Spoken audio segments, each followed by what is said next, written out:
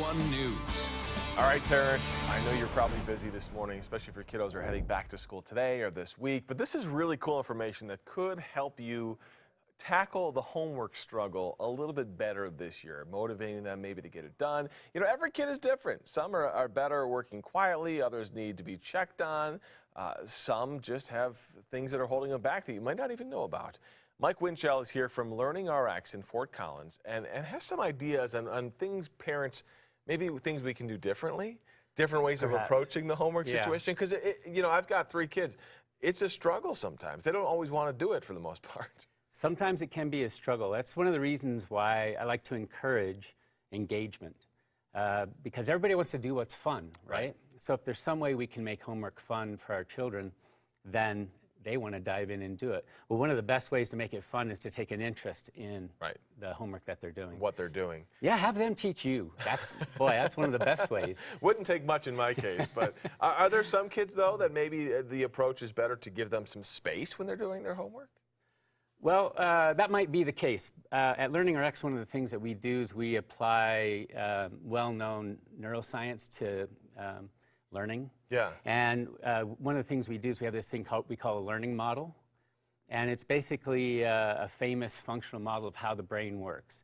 So and that's one of the first things we do at LearningRx is test those, they're called cognitive skills. Cognitive skills are the core skills we take everywhere we go. It's like the toolkit.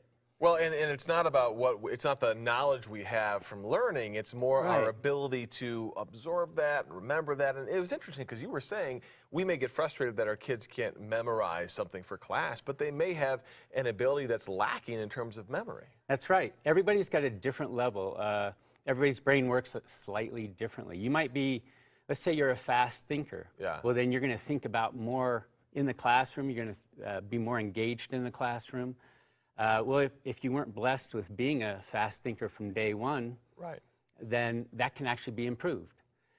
A working memory is a very important skill as well.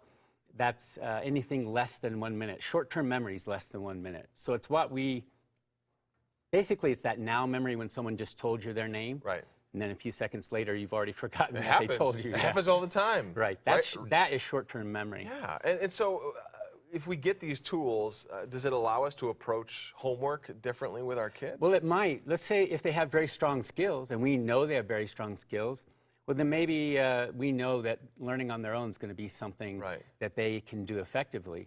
But if we know that they have low processing speed, that their memory is not strong, well, they're going to get distracted easily, and they're going to struggle maybe to be able to understand what's going on in their homework. So they're going to need some help. And some basic ideas, reducing the screen time, taking an interest, as you mentioned, in their homework, maybe getting rid of some of those distractions in the home. Yeah, that's right.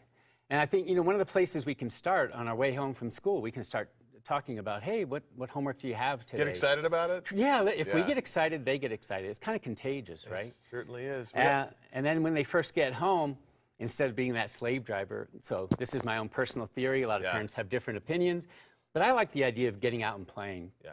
Get the heart rate up. They've been in school all day. Exactly. Yeah. What's the first thing you want to do when you get home? Go work on tomorrow's news. More work. Right?